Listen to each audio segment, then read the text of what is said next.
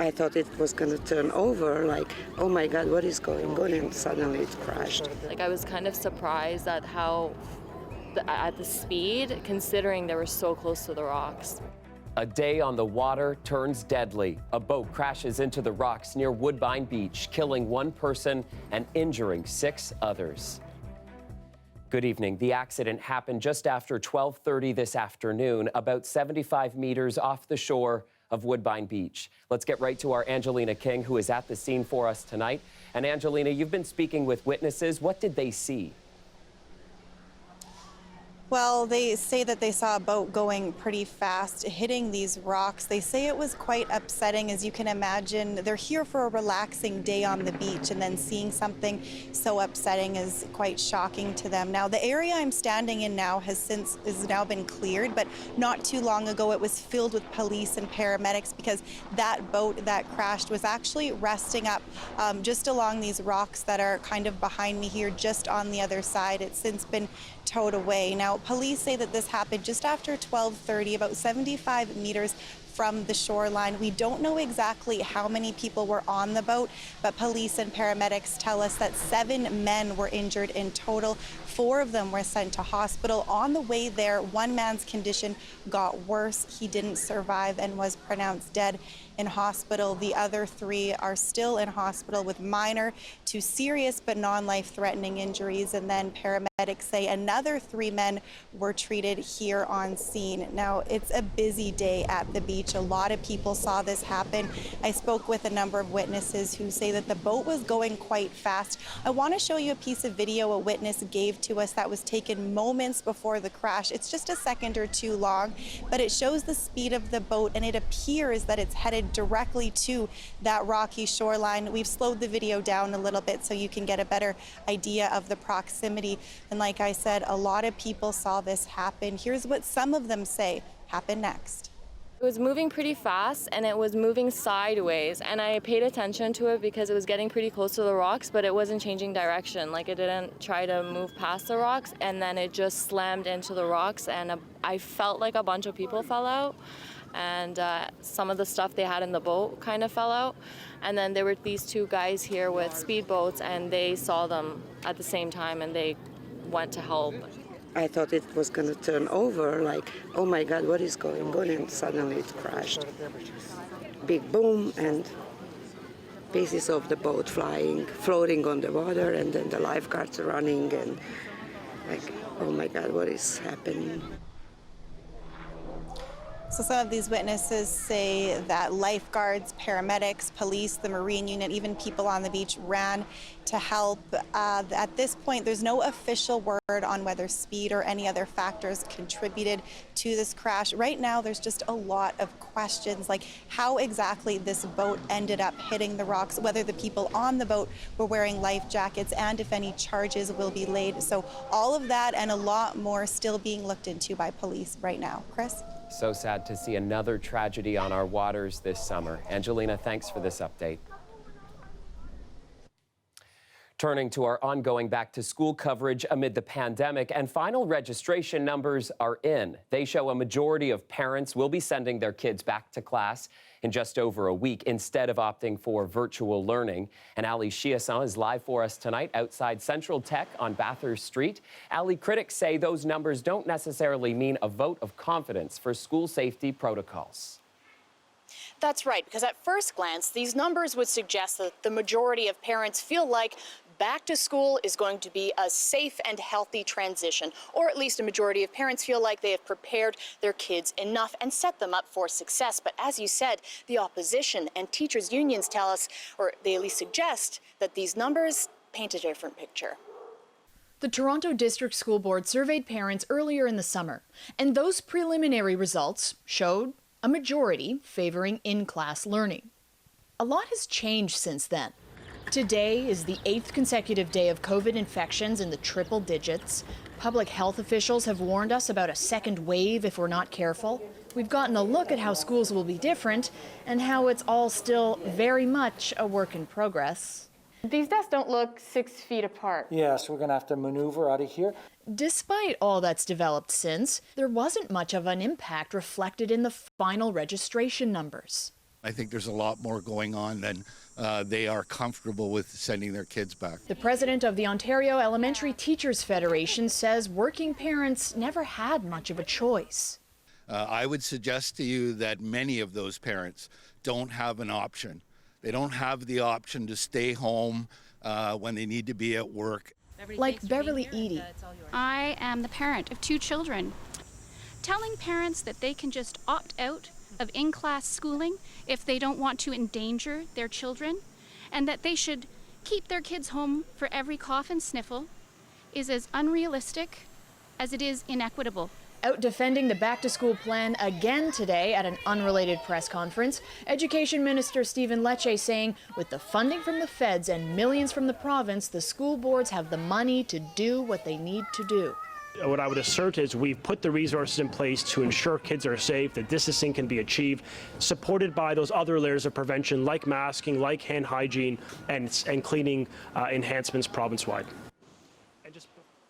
So with that money and these new registration numbers, the school boards then get to work, or at least they continue that work of seeing what they can budget for in terms of staffing levels and maybe renting out more spaces for makeshift classrooms to allow for physical distancing. So much of this work is still ongoing. Chris, it really feels like a hope for the best and wait and see kind of situation just a few days before the first day of school. Send it back to you. No kidding. Lots to consider with time ticking down. Thanks for this, Allie. You got it. Meanwhile, Ottawa and Ontario announcing a one-year agreement today to invest millions of dollars in early learning and childcare. More than $147 million will be provided to the province of Ontario this year to invest in early learning and childcare. This investment will also continue to support important initiatives such as increasing access to early years and childcare services for families and supporting professional learning opportunities for our staff. Education Minister Stephen Lecce and Federal Minister of Family, Children and Social Development Ahmed Hussein making the announcement at the Learning Garden Child Care Centre in Etobicoke. The funding is on top of the more than $230 million Ottawa has already invested in early learning and childcare in Ontario this year. If you were one of the thousands of Canadians who were wondering why you haven't received your CERB payment this month, the Canada Revenue Agency is saying tonight, don't worry, it's on its way. Many CERB claimants who applied for the monthly benefit on Monday expected to see the deposit by now, since in the past few months it's been delivered that quickly. But some woke up this morning without that $2,000 in their account to cover things like rent, food, and so many other bills. The CRA says the benefit will be deposited before the weekend. A spokesperson said the agency was being, quote, overly cautious in making sure payments are going to eligible recipients this month because of recent cyber attacks. So you should get your payment either later today or tomorrow. This week would have been the last stretch of the CNE. These grounds would have been full of food, rides, and performances. These grounds are going to change. There's going to be development inevitably, and so we have to adjust and obviously monitor and advocate on our behalf. I'm Talia Ricci, and coming up, with the CNE being canceled due to COVID-19, the event is projecting a 95% loss of revenue this year. We find out what that could mean for the fair coming up. A new study aims to shorten the amount of time travelers must quarantine when arriving in Canada. McMaster University Health Labs has teamed up with Air Canada and the Greater Toronto Airport Authority to look into the effectiveness of a 14-day quarantine. Greg Ross has those details. Traveling by air can be stressful at the best of times, but COVID-19 has taken it to another level, especially when you consider how many countries, including Canada, require a 14-day quarantine upon arrival. But this man and many other passengers on his flight agreed to participate in this new study. I was at home for 2 weeks and I had to quarantine for 2 weeks, and I got another 2 weeks of quarantine, so a month of quarantine for 2 weeks away. Could testing allow us to shorten quarantine? Dr. Marek Smeja is one of the principal investigators in the study. They're getting passengers to do a mouth and nose swab immediately after getting off their plane. They will then self-administer a second test at home on the 7th day of quarantine and a third test on day 14. how often do people turn positive at 7 or 14 days? And can that data be used to influence quarantine policies in future? This test is not quite as intrusive as the current clinical test being used for COVID-19. It was quick and easy. Didn't hurt? No. Tickles, but it doesn't hurt. But it's also not as effective as the clinical test. But the beauty is this is something that comfortably can be done for a number of times. And if you put 3 tests together, we think that's at least as good as doing one formal test. According to data collected by Health Canada, 19 international flights arrived in Toronto between August 19th and 30th with passengers who tested positive for COVID-19. We can start to see also what countries they were in. We're going to collect their travel histories for the last 14 days to see what is the distribution of people that test positive coming from different countries. Airlines like Air Canada are also very keenly interested in this study because reducing that 14-day quarantine period could be a huge boost to the entire airline industry, which has been hit hard by this pandemic. It's been a significant issue for amongst the entire aviation, the travel tourism sector. I mean, it's a huge sector with respect to the number of jobs. 1.8 million jobs, I think, in Canada, and 102 billion contribution to the economy. Data from the study could be available in the next 6 to 8 weeks. Greg Ross, CBC News, Toronto. There's a report out tonight on a collision at Pearson Airport last year involving a fuel tanker and a plane. The Transportation Safety Board's report is critical of the actions of passengers on the plane, which was taxiing to the gate when it collided with the tanker. The TSB says passengers ignored and even threatened staff on the Jazz aircraft. And despite instructions from a flight attendant, one passenger climbed over their seat to open an emergency exit and jump out. Another passenger threatened the flight attendant into opening the plane's main door. The report adds that passengers added to the chaotic moments after the crash by yelling they needed to get out of the plane. One crew member and 14 passengers suffered minor injuries in the incident, which the TSB says was partly to blame on poor visibility. In any other year, the Labor Day long weekend would mean 2 things in Toronto. The air show would be rattling windows, and the Midway at the X would be ready to fade to black for another year. Of course, both the air show and the CNE are canceled because of the pandemic this year. And as Talia Ricci tells us, the future of the annual fair may be in jeopardy too. For more than a century, this time of year meant that Toronto's exhibition grounds were full of food, rides, and generations of memories. What makes this special? Because it appeals in both directions. Larry DeWitowitz has been a vendor at the CNE since the 70s. Well, normally we would be, of course, at my favorite show of the year, which is the exhibition. Instead, a quieter scene surrounds him today. It would have been his 45th year at the grounds. Now I'm at St. Jacob's Flea Market. It's a great market. Of course, this is only 2 days a week compared to my 18 days in a row, which is much more exciting. The CNE said today it's in trouble. The organization is estimating a 95% drop in projected revenue this year because of the cancellation due to the pandemic. Its executive director says it's in the process of securing a federal loan and has tapped into COVID-19 support programs, but it won't be enough. In good years, we will have a net income maybe of $1 million to $2 million. And obviously, if there's a bad weather year, we could have a loss. So it takes a little bit of time to make up for what's COVID's done to us. Brown is calling on all levels of government to step in, adding the 18-day event has a $128 million economic impact on the province. When asked about the fair's future, Premier Doug Ford was nostalgic. I'm really aging myself now, but $5 or $10, and you'd be down there all day. And I'll never forget, you get that 25-cent spaghetti. Ford says he's willing to help if the feds and the city also pitch in.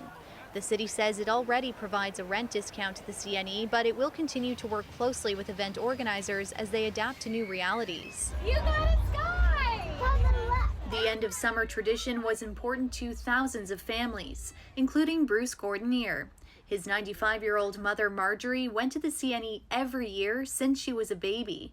She just loved to be there. You know, we went all over, pushed that wheelchair from one end of the X to the other end of the X. And, you know, you do that maybe 2 or 3 times. She passed away in May. Gordonier plans to go back next year if it's open, with her in mind. And she loved the X as well as I did. And there's this sentimentality that is there, that pervades this event. And, you know, when we announced the cancellation, we heard from so many people who expressed regret and really missed this event this year and are looking forward to it coming up next year. The CNE has been virtual this year. Its executive director says historically, when the event faced hard times, people usually returned in strong numbers to celebrate. He hopes to see the sights and sounds fill these empty grounds in 2021. Talia Ricci, CBC News, Toronto. I have to say, Colette, of all the things that was canceled or were canceled this summer, that was definitely one of the ones that I found the saddest. Yeah, and I think it helps to kind of ease us from summer and getting ready to know that fall's coming. It gives us a couple weeks to kind of get there instead of like, oh my gosh, we're into September. And speaking about changes coming, I mean, we're talking about some changes coming with our weather pattern in just a couple of hours. So let me ease you into that. Here we are at 27 degrees, so some warm temperatures and some humidity as well, because your current humidex value in the low 30s, and coming in just a couple of hours, we've got a front that's going to change things up. So the winds have been kicking up a little bit out ahead of that front from the south, and over 30 kilometers an hour. This is the front just back here to the northwest of us. So that's bringing in some showers and some heavier embedded thunderstorms here. In fact, a severe thunderstorm warning in place around the Bruce Peninsula, northern Grey County, and up here towards Owen Sound because of some small hail and also some of these strong winds there up to 80 or 90 kilometers an hour with some of these storms. Now for us, most of that heavier stuff will pull to the north of us into the GTA, but come around, I'll say 8 towards 9 o'clock or so, we're going to see some of these rolling through, as some of the showers at least coming our way. The winds kick up a little bit for us, and then we're going to see things really kind of changing in terms of our temperature and our humidity. So it won't be as active, the weather for us, but some showers and thunderstorms coming through. Again, most of the heavier stuff to the north of us. 14 with clearing skies though overnight, and then a cooler day tomorrow and not nearly as humid, 21 degrees. So that's definitely going to feel more fall-like. But then it's going to change again. I'll talk about the holiday weekend coming up, Chris. I love that weather forecast for tomorrow. Looks great. Yeah, you got it, just for you. Thanks, Colette. You're welcome. The weather is brought to you by Trane, the most reliable heating and cooling brand. We test, so it runs. It's hard to stop a train. To cottage country now, where police are searching for a missing man tonight. I want to show you the scene near Huntsville, where OPP officers are searching for 76-year-old Frederick Ted Naismith. Naismith has been missing since Monday, and that's when Naismith and his 70-year-old wife left their cabin on East Oxbow Lake near Huntsville to go hiking. His wife made her way out of the woods to safety and called police.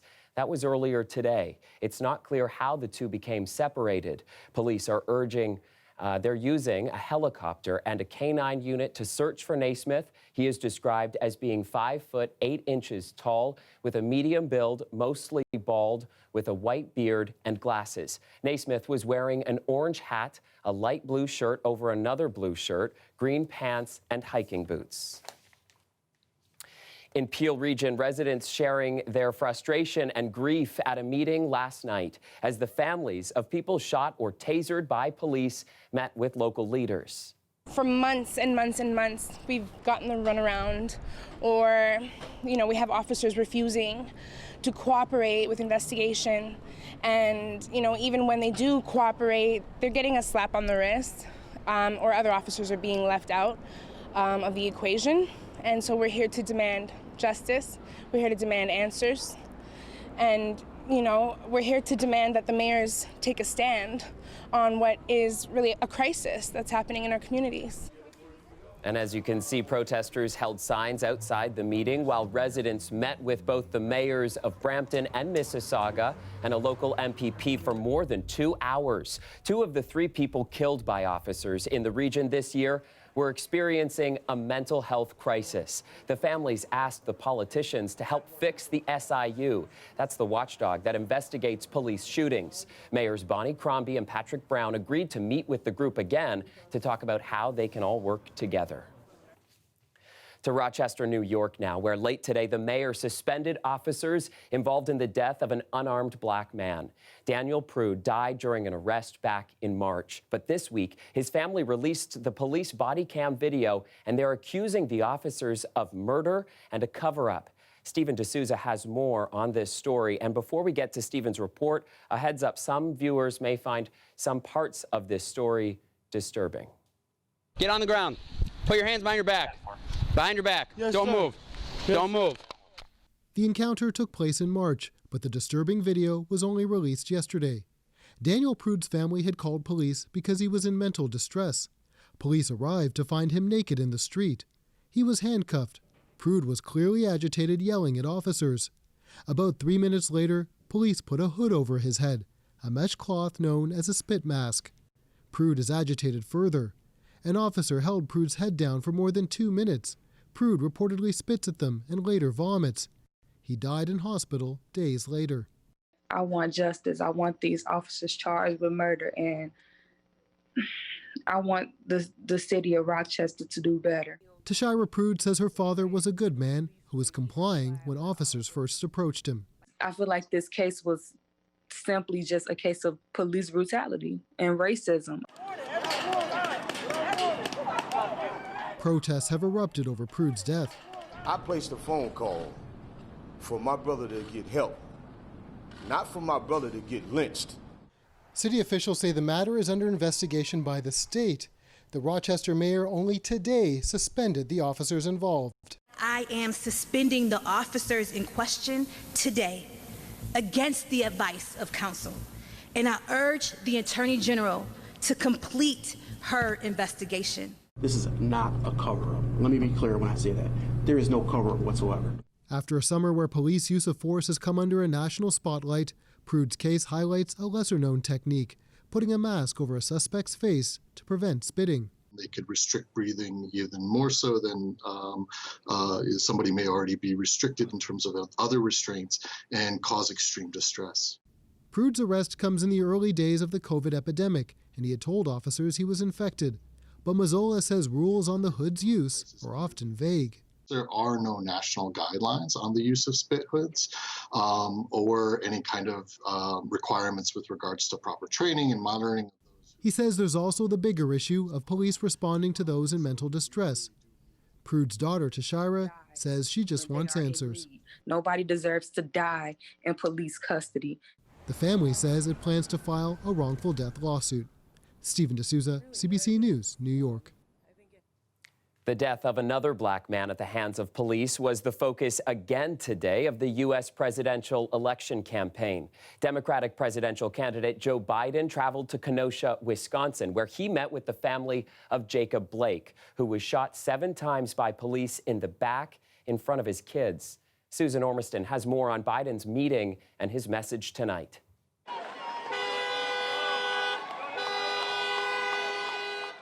A chorus of Black Lives Matters demonstrators greeted the former vice president's motorcade as it came along this street into a church here in Kenosha. Joe Biden says he's come here as a healer and a unifier, choosing to meet community leaders in a church and privately, in stark contrast to President Trump, who toured the burned out and destroyed businesses in Uptown. And this really underscores the differences in these two candidates for president. In their first real test on the campaign, Joe Biden has not been out campaigning, and this is his first trip outside of northeastern United States to come here to the Midwest. Earlier today, he met with Jacob Blake's family, the black man who was shot by a white police officer here in Kenosha just over 10 days ago, and which gave rise to the looting and violent demonstrations.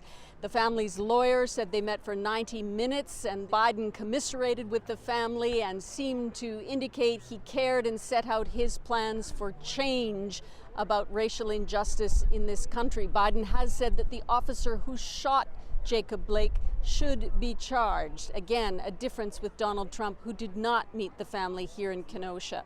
The underlying racism that is institutionalized in the United States still exists, has existed for 400 years.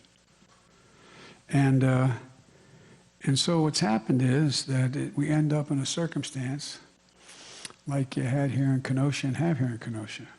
People crowded around the church trying to get a glimpse of Joe Biden, but this visit has been very private and very closed.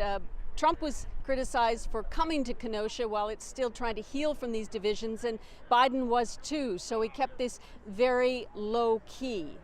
I honest to God believe we have an enormous opportunity to do a lot of really positive things. Joe Biden is counting on black votes to propel him to the presidency, and this visit was part of that calculation. As for Kenosha, the curfew has now been lifted.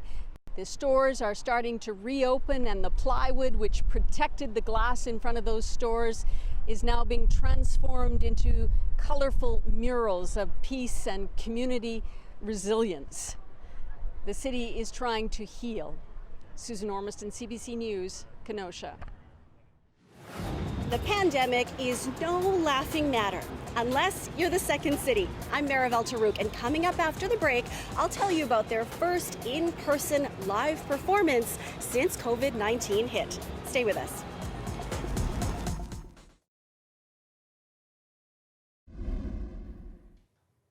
Welcome back. You know the old saying, laughter is the best medicine? Well, the performers at the Second City believe we need to laugh now more than ever. So tonight, it's putting on its first live in-person comedy show since the pandemic began. It's called Safer, Shorter, and Still So Funny, and it runs weekly. Maribel Tarouk spoke with Second City executive producer Gary Rideout about finding the funny in the time of COVID.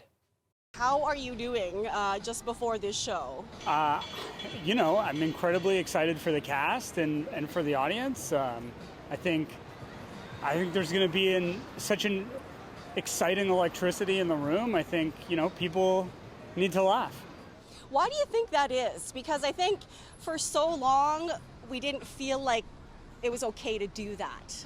For sure. I mean, you know, it's been a roller coaster. It's been, you know, 5-6 months of just thinking the world was coming to an end, and then, you know, learning more about it and figuring out how to effectively navigate it and to be as safe as we possibly can be. And now it's like, you know, how do you manage that with getting back to life? And, you know, it's and being able to look at all of it and go like, you know, like laughing is just so cathartic. It's you know, it's been proven to help with like things like heart disease. So, you know, it's literally, we need it. So when people sit down and the show starts, what is it that the audience can expect? It's going to be an improv show, so everything's going to be made up.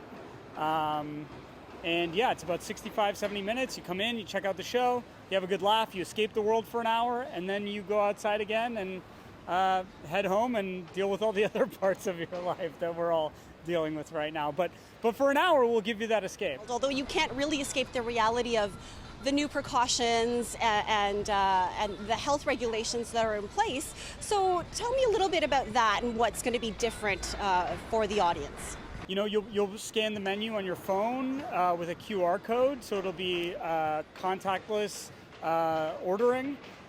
So you won't have any of that interaction with the server. They'll just sort of bring it to you from you ordering it off your phone. The tables are all distanced 8 feet apart, a little bit more than the 2-meter regulation. We want it to be extra safe and extra spread out. Yeah, everyone will have their masks on to enter the building. And yeah, unless you're consuming a beverage, you'll have your mask on. And yeah, and then glass barriers between the bartenders and at box office and anywhere where you do have interaction with someone. So it's yeah, we're all set. So how has the cast been able to perform? Because usually before a show, you rehearse, you get together, you run through your acts. I know it's improv, but how have they been preparing for this? So the cast has been doing their rehearsals on Zoom. So this will be their first time being in a room together. They're showing up in about half an hour, and they're gonna, you know, go through their paces on the stage and get ready for the show. And it'll be their first time seeing each other in months, and I mean in person, in real life. But yeah, so far it's been rehearsals on Zoom, and that's been an exciting experiment. So I think they're just chomping at the bit to get going. Have they talked about sort of what's going to inspire them for this show that is probably going to be quite different from shows of the past? Yeah, absolutely. There's a lot of talk about that. But we're going to develop that content through improv. Right now, we're like, people need an escape. They need a laugh. They need a break. This isn't about coming in and, having what's going on in the world like hammered into their heads right now. This is about, come in, escape everything going on outside, have a good laugh, have a good time, and then, have that release and then be able to go back out, having your soul fulfilled a little bit and feeling a little bit better about life. This community garden in Regent Park has been closed all summer, so instead of fresh produce, it's overrun with weeds. The strange part is, no one really seems to know why. There seems to be some confusion, which, and to be quite honest, I'm trying to sort through this information as well. It's just sad. All the food that could have been produced here going into the community, and it's just gone to weeds. Coming up, we talk to community members about why this summer of all summers was a tough one to miss.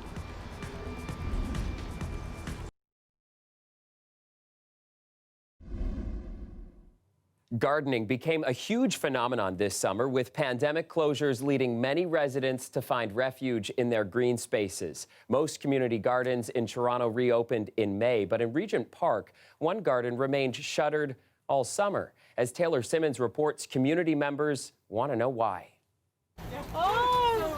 Surprised this morning, after months of sitting neglected, the garden is open. The lock on the gate just yesterday disappearing overnight.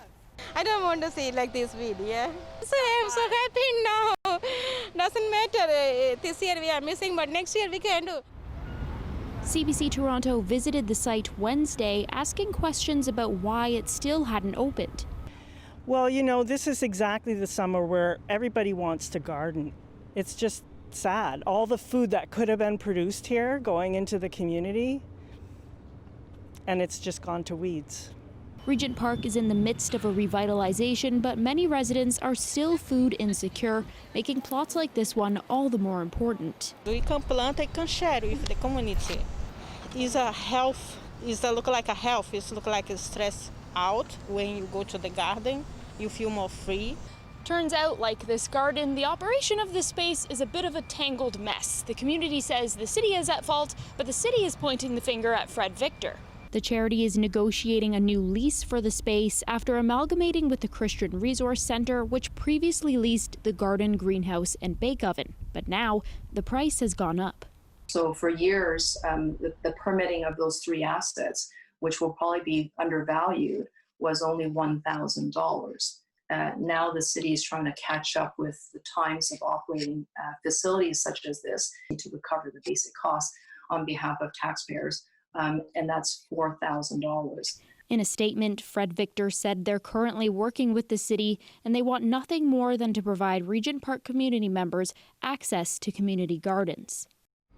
After all this, city staff confirmed they removed the locks overnight. The city has taken a park that symbolizes the community coming together to grow food and to support one another and to socialize, and they've turned it into a derelict nuisance. The community wasted no time changing that today, already pulling weeds to salvage next year's harvest. Taylor Simmons, CBC News, Toronto. If you've been waiting to take a G-Class road test, you're in luck. The service is resuming at drive test locations across the province after they were put on hold because of the pandemic. Starting next Tuesday, you'll be able to book a road test and access all classes of driver testing services. Those strict protocols will be in place. Anyone taking a test will be required to wear a face covering, and staff will be wearing PPE in both the building and in vehicles. Drive test centers operating at full-time basis will resume offering services without restrictions, removing limitations such as knowledge tests that were previously only accessible on a rotating basis depending on your birth month. A new app launches today that will help disabled drivers get assistance at the pump. It's called Fuel Service, and it gives drivers the ability to connect with local Shell Canada gas stations who have an assistant on hand to pump gas for them. I am unable to get out of my vehicle because of my scooter and the amount of space I need on the side to get it out, to be able to reach a hose on the pump, to be able to fill up my own tank. It's impossible for me to do. Anybody that has any kind of mobility problem where they can't stand or they have dexterity problems, this is an issue that they have to deal with. All right, so let's break down how the app will work. Drivers simply select a nearby gas station they would like to visit, and the app contacts the station and asks if they can help within the next 30 minutes. It then tells the station when the driver has arrived and provides an estimated wait time for service. Payment can then be done through the Shell app, which is a separate app, or with cash or card. Over 1,300 Shell Canada stations are participating across the country. And a final note, the app, it's free to download. A new treatment for seriously ill COVID-19 patients is being endorsed by the World Health Organization. Clinical trials show the use of 2 types of steroids may reduce deaths of patients in intensive care. The drugs are inexpensive and widely available, which are big pluses for a medical system that is bracing for a second wave. Health reporter Vic Adopia examines the steroid solution. For COVID-19 patients in intensive care, as many as 40% won't survive. But treatment with corticosteroids could change those odds, according to new research. This is far and away the largest effect that we've ever seen in a population of sick patients. Marshall's team reviewed 7 new major clinical trials involving different intravenous corticosteroids. The results: for every 25 patients in the ICU treated with either dexamethasone or hydrocortisone, deaths fell from 10 to 8. In theory, of the nearly 860,000 COVID deaths worldwide, more than 170,000 people may have been saved with corticosteroids. So it's a robust kind of effect. It's a drug that we know very well, and its safety profile is well established, and it's inexpensive and quite broadly available.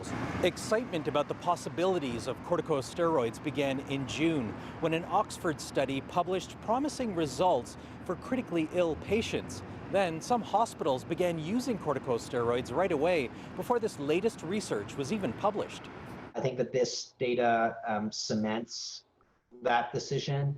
And my expectation is that it's essentially the standard of care in Canada. The WHO initially warned against using corticosteroids because they were ineffective for SARS and potentially harmful. This latest research still doesn't explain how the steroids help patients with COVID-19 recover, though there are theories. The later phase of this disease is dominated by an inflammatory component and hyperinflammation.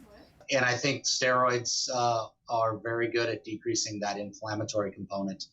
The WHO warns taking corticosteroids won't protect people from getting COVID-19. Still, they're invaluable as hospitals prepare for the second wave of the pandemic. Vic Adopia, CBC News, Toronto. In sports news, Canadian basketball legend Steve Nash is the NBA's newest coach. He has just signed a 4-year deal with the Brooklyn Nets. Nash, of course, played in the league for 18 seasons, and he was a point guard with the Phoenix Suns, the Dallas Mavericks, and the LA Lakers. He was named the league's most valuable player in 2005 and 2006, and he's also in the NBA Hall of Fame. Nash has spent the past 5 seasons as a player development consultant with the Golden State Warriors, and this is his first coaching job in the league. Many would say it is do or die for the Raptors tonight as the defending champs try to crawl out of a 2-0 hole in their series against the Boston Celtics. We got to do a little better job of locating and transition threes throughout the game. I think we just can't, each possession's critical. We just got to make each possession tough. So we will all be watching closely. Tip-off is just minutes away. If the Raps stand any chance in advancing to the next round, they've got to take home a win tonight. No team in NBA history has ever come back after losing the first 3 games in a postseason series. And when I hear that stat, I'm nervous to say it, but I almost want them to lose tonight and then go on to win the thing and make a little bit of history out of this. I know that we could do it, Chris. I'm with you, but let's not. Let's not be the ones to change that stat. We don't need to go there. All right, here's where I do want to take you, though. Let's go back to school, all right, class? Hey, where do you think Where do you think the frontal boundary is when we take a look at these temperatures? Do you have an idea? I think this is a pretty easy one, right? Yeah, it's right about here. Look at all these cooler numbers that we have up into northern and northwestern Ontario, and then all these warmer numbers, including here in Toronto, where we've got 27 degrees and we still have humidex values in the low 30s. So our frontal boundary right about here.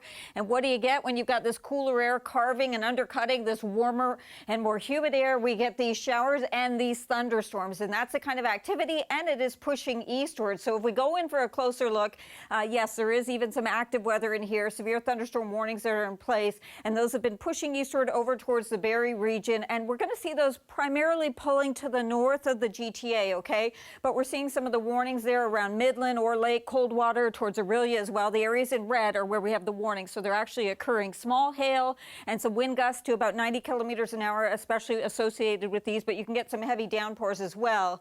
The other areas where we have the watch, so the conditions are favorable. Now, as the front comes towards the GTA, we're primarily going to see some showers out of this. We could have an embedded thunderstorm coming through, and that timeline is going to be after 8, say about 9, towards about 11, and then clearing through. And then we get clearing overnight, and we have sunshine tomorrow, but we get cooler temperatures, and we get those dew points lowered, so less humidity as well. So overnight tonight, as we clear, the temperature's cooler, 13, 14 for the overnight lows. Tomorrow afternoon, highs just around 21 and feeling like 21. And then the holiday weekend, have a look at it. Couple of days near seasonal. Yes, a chance of showers for sure into Monday.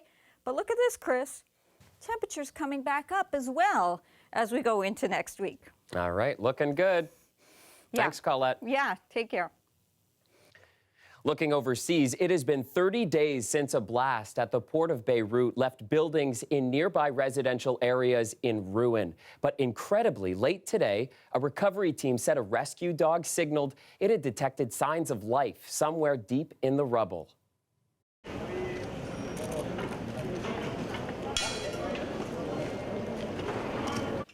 A rescue team began setting up floodlights as the sun set. Team members say a cadaver dog had detected a body there yesterday, and temperature sensors used today prompted them to bring in the rescue dog, which picked up signs of breathing and even a pulse. If there's anyone alive, a rescue would take hours. The Army has since ordered the search suspended until tomorrow.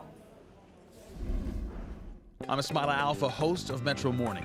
On tomorrow's program, the new leader of the Conservative Party, Aaron O'Toole, will join me to dig into what his greatest challenges are as he leads a party that wants and needs to grow its base past its core if it hopes to win the next election. Join me weekdays, 5:30 to 8:30 on CBC Radio 1 for Metro Morning.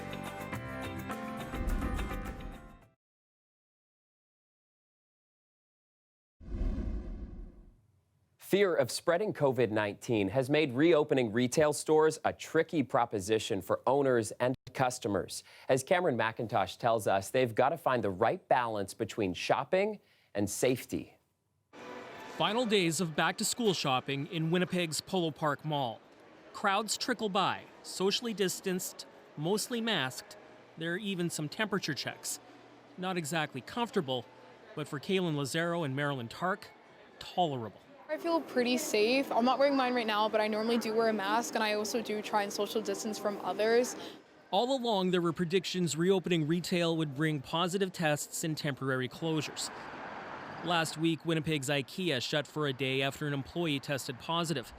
A dozen employees have also tested positive at this Edmonton Walmart, which is closed for cleaning. In both cases, it's unclear where the infections occurred. And in the GTA, 3 restaurants and 1 store in 2 separate malls have just reopened after being linked to positive tests. Still enough to convince some to stay away. Do you want to go? If you don't want to go, we don't have to. Yeah. Okay, thanks for letting us know. So what are the actual risks of infection in a mall or a big box setting? Experts say there's lots of variables. So the risk really depends on who you're with, were they wearing a mask, how close were they, is it in a closed space? Malls and box stores have lots of open space, but risks rise when people pack themselves into smaller spaces like individual stores. I wouldn't say that at the present time we can ever eliminate that risk. So really it's kind of a balancing of risks and benefits. In those Toronto cases, there are similarities. Some of the cases that we know of that have occurred in the last few weeks and in the last few days in particular have been associated with some degree of socializing in closed spaces, in indoor spaces, and with close contact without masks. Practice the golden rules. You know, wear a face mask, wash your hands, and social distance. And that's what we have to do. Tark and Lazaro don't see it ending. It's kind of what we're going to have to get used to. Finding that balance between staying open and staying safe. Cameron McIntosh, CBC News, Winnipeg. August was another high-flying month for the GTA's real estate market. The Toronto Regional Real Estate Board says there were nearly 11,000 home sales in August, up from 7,600 during August of 2019. That's a 40% increase. The average price of a home sold in the region was $951,000, and that is up from $792,000 a year ago. Home sales have been surging lately after plunging in the spring due to the pandemic. And who wouldn't want to live in this city? Look how beautiful it is. And a sunny day as well. But will the sun last throughout the weekend? Well, Colette will join us after the break with one last look at your weather forecast. Stay with us. We'll be right back.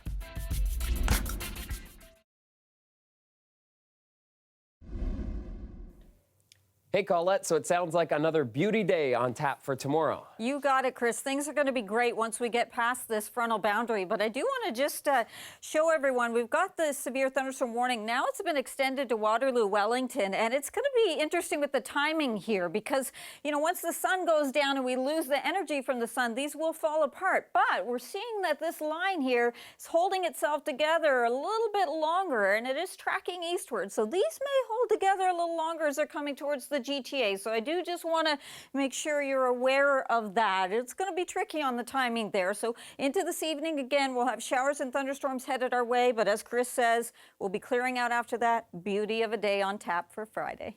All right, looks good. And we will be on alert for tonight. Sounds good. Exactly. And that is our show for tonight. We'll see you back here tomorrow night at 6. Have a great night.